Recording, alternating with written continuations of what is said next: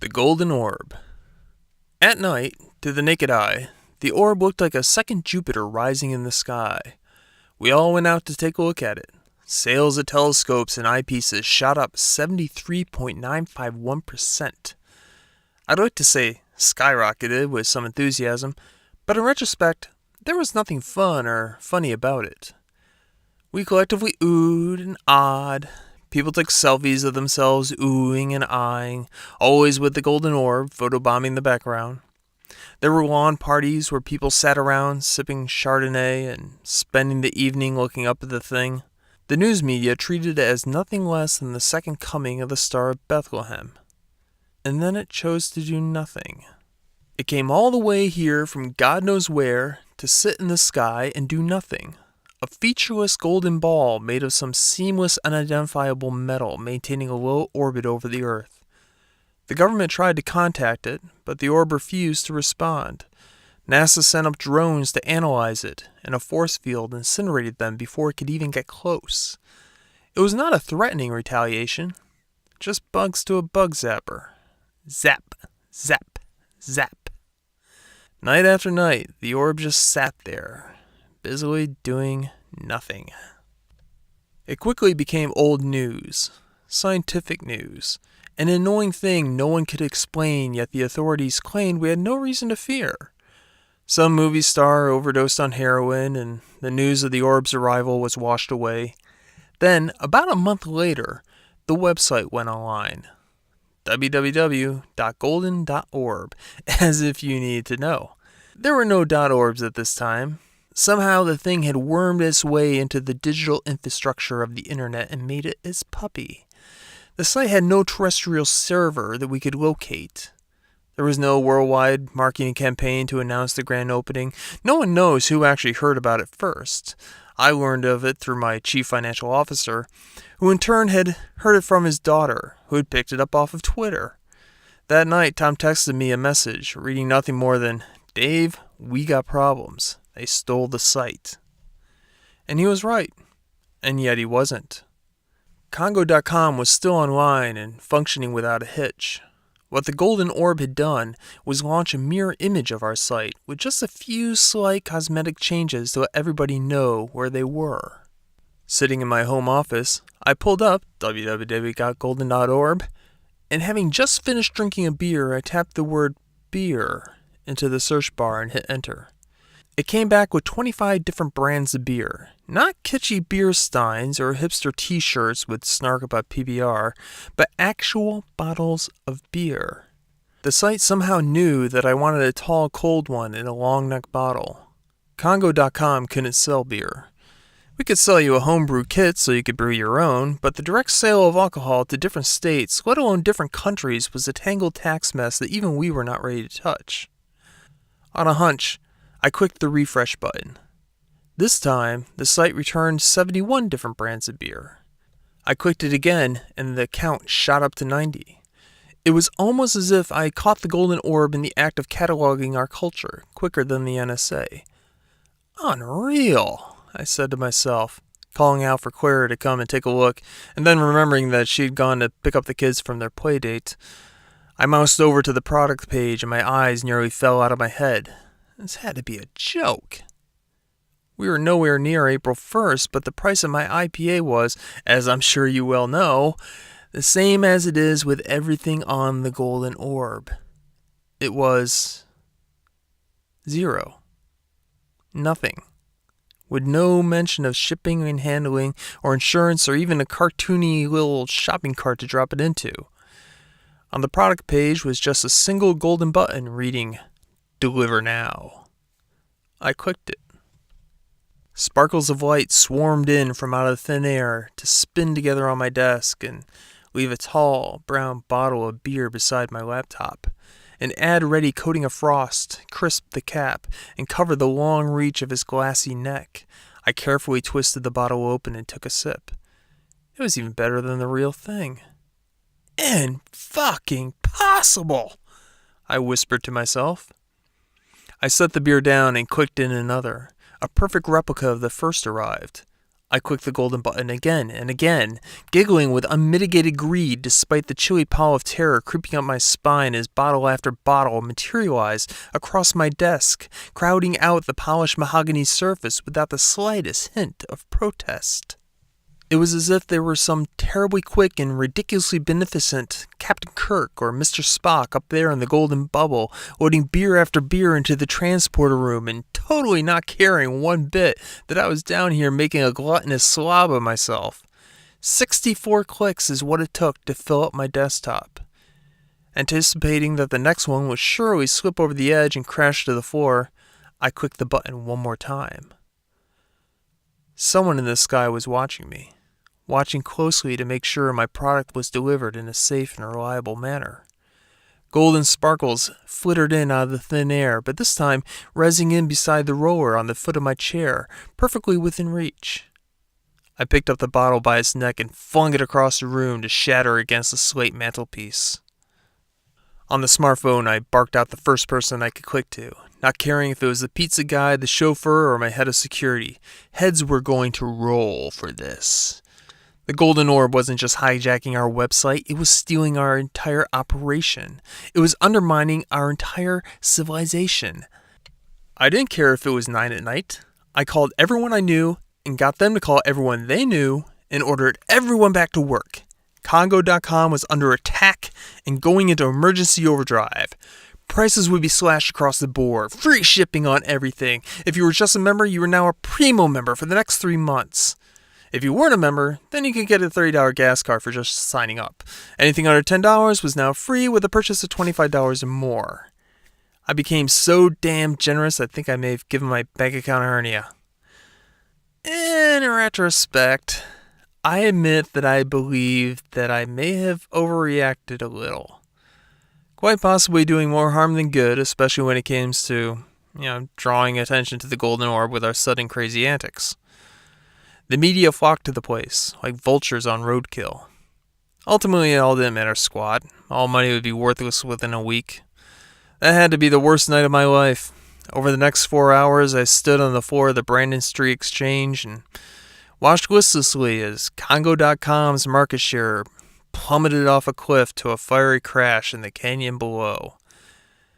At 11:52, we sold our very last product, a calico cat beanie baby, to some schmo out in Idaho, who was probably the last person on earth to hear the news about the Golden Orb. I would like to think that the sale went to that house in the news with the beanie babies exploding out of its windows like a giant fuzzy rainbow vomit of small, meticulously stitched cuteness. But even traveling at the speed of light, our order could not have gotten there in time. Beanie babies. Collectible my ass. Not any longer, toots. Welcome to the free world. And that was the start of the Great Collapse. Walmart, Target, Best Buy, anyone in the chain of production, merchandising, or transportation, UPS, FedEx, USPS, Maersk, all financially vaporized in an instant. A few days later, the fast food chains followed, crumbling from the inside out as word circulated that fresh hot food could be squeezed from the orb.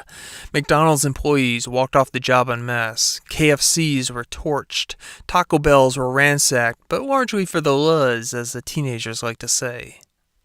Strings were pulled to get scientists to go on camera and claim that food from the Golden Orb was not safe for human consumption. A video of an old man in a white lab coat prodding a cheeseburger with a Geiger counter went viral on YouTube for all the wrong reasons. We reacted too slowly. By the time warnings had been sounded, so many billions had been served that everyone knew the food wasn't poisonous, because there would have been a flood of corpses littering the streets. And if the effects were long-term, then already too much of it had been consumed for humanity to be anything but doomed.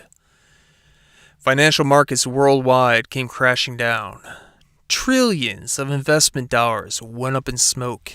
Those idiots at the Wall Street Journal published the headline, "Gold worth weight in lead," and had their offices torched during the stockbroker riots the next day. The devastation was total. All across America, all around the world, stores stood empty like the gutted engines of a once beautiful machine. Windows were broken out for no better reason than to break them. Graffiti covered everything. Every little bit of it was teeth-grindingly bad. But for me, the graffiti was the worst.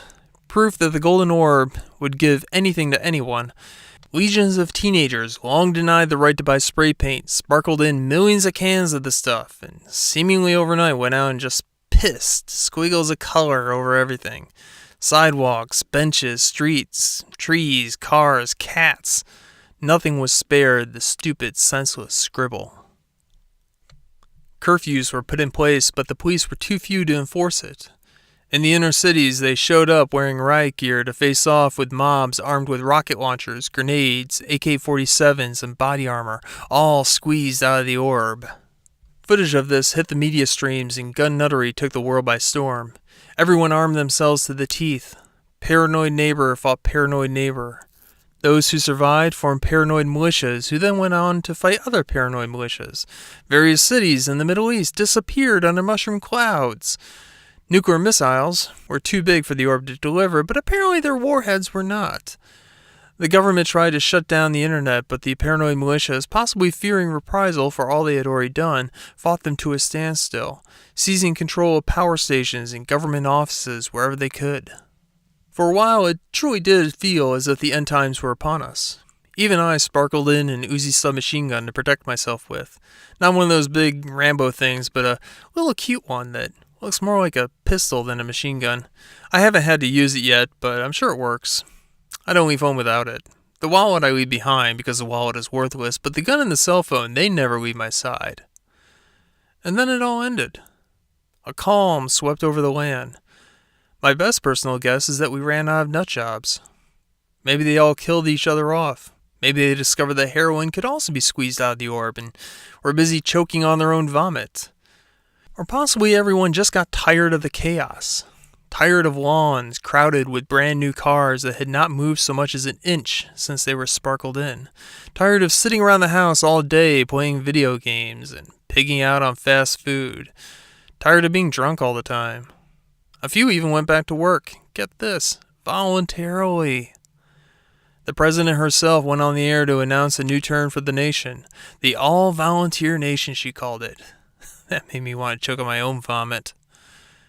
According to Madam President, we are going to learn to deal with our opulence, to deal with having no income, no retirement plans, no tax base, no economy to speak of. Many people, myself included, were calling for that stupid tree-hugging nitwit to stop embracing things and nuke that damn thing out of the sky. But here is something else we were quickly learning about life after money. Without money, it is nearly impossible to get anyone to do anything. You cannot be demanding. You have to be nice, sweet. You smile whether you want to or not. You say please before everything and always wait your turn. I had more power back in fucking kindergarten. I got on the webcam and demanded that the president do something. But did she listen? Fuck no. Fuck the deep pillow of cash I once lined her campaign war chest with. It was all just a distant memory. Just one big boner for the donors. Often I actually think she has aligned herself with the orb. That she's given up and let that damn thing take over. There's squat that I can do about it. We the 1%ers. We need our power back, our influence. We need our goddamn money. And so I retired to my mansion to sit in the quiet of my wood-paneled office and drink free beer after free beer until I could barely stand. Through the stupor I graphed and plotted and mentally tripped down endless branching paths of action, only to find a dead end lying at the end of every one of them. It was terrible. My brain wanted to aneurysm, if only to get the fuck out of my stinging head. Infinite bottles of beer on the wall, infinite bottles of beer. Take one down, pass it around. Infinite bottles of beer on the wall, infinite bottles of beer on the wall, infinite bottles of beer. Take one down, pass it around. Infinite bottles of beer on the wall, infinite bottles of beer on the wall, infinite bottles of beer. Daddy? What? I snapped, barely realizing that Benjamin, my youngest son, had walked into the office, blissfully unaware of the spider web of razor-edged thoughts that Daddy had gotten himself tangled up in. "Daddy," he said again, "Frank has a hermit crab. I want one." For a long while I sat there and stared at him, trying not to come off as menacing and probably failing quite badly. "And why are you telling me this?" I asked, straining to elide over the 2 times the word fuck had wanted to bolt from my throat. 2 weeks ago, we had been worth nearly $500 billion. God only knows what we were worth now. 2 weeks ago, I could have filled a football stadium with hermit crabs and laughed it away as a tax write-off. Now, I would have to call someone up and say, "Please," also very calm and nice-like. "'Cause all the pet stores are closed and the Golden Orb doesn't have hermit crabs?" The beer bottle hanging from my fingers slipped free to shatter on the floor. Benjamin jumped back, ready to flee the room. I begged him to stay. Daddy wasn't mad. Daddy wasn't furious that his own son had gone to that site which had single-handedly deep-sixed his life's work and nearly tanked all of civilization with it. No! Daddy was actually quite happy. Daddy was giggling uncontrollably. Daddy dropped the bottle so he could get to this laptop and quickly as possible do an orb squeeze for a live hermit crab and see what would turn up. Daddy also nearly fell out of his chair when nothing did. The Golden Orb's motto is, "We want to make you happy." That is all it says on the site's about page. No contact link or anything. And by coming up blank, the Golden Orb made me the happiest man on the planet. Of course, something came up. Something always comes up. Hermit crab shells, hermit crab plushies, hermit crab food, but no actual live hermit crabs that I could find. I did a squeeze for goldfish, horses, Pomeranians, parakeets. The results were always the same. Everything but the actual item. The Golden Orb's orbiting replicator, and a replicator is exactly what that thing is. Just look at any of the millions of Chevy Corvettes that has beamed down to us, and they all bear the exact same serial number. The Golden Orb's orbiting replicator can create anything organic, but it cannot seem to create anything which is actually alive. I found a sea monkey's kit online, but that was about it. My mind spun like a top, thinking of all the things the Golden Orb could not do. There were actually a ton of them, but it was so easy to be overwhelmed by all that the orb could do that they were also easy to miss. The Golden Orb did not do haircuts. It did not do dentistry. It did not give lap dances. It could not mow a lawn. Not that there are any lawns left under the ever-growing carpeted junk being sparkled out of that thing, but the money was back, baby. It had not gone away. It was all still there. Records were still on file at the banks. They had to be somewhere. Money just needed to be repurposed, vented into something that golden monster out there in space could not touch. There was even a chance, the slimmest of chances, that it could be used on the internet again. "Daddy, why are you crying?" said Benjamin. "Because," I snorted, slurping hot snot down the back of my throat. Because it almost seemed like a joke. The funniest of all jokes because it had come to me so suddenly. Because of pets.com. "I don't get it," he said. Of course he didn't. He wasn't alive during the first .com bubble. Ben didn't remember the turkey that pets.com had been. I grabbed him by the shoulders and nearly shook him with delight. "Daddy is going to open a pet store," I exclaimed, "with horses and geese and parakeets. And hermit crabs? Oh, absolutely. Every fucking hermit crab on the planet. And there will be live streaming videos so you can sit there and watch your hermit crab and know that you want to buy it and get to know it and at that moment, an all too familiar wash of golden light filled the room. But instead of spinning down to leave a purchase, that flashing, demonic flashing began at Benjamin's feet and spun up around him. My fingers spasmed through the space where he had been standing mere moments before. No. This cannot be. In a rage, I almost ripped the laptop off my desk and flung it across the room. But then an idea hit me. Online, I did a squeeze for little boy. A slew of dolls turned up. I narrowed down the search to little boy Benjamin Rojo. My son now had his own item page on the Orb.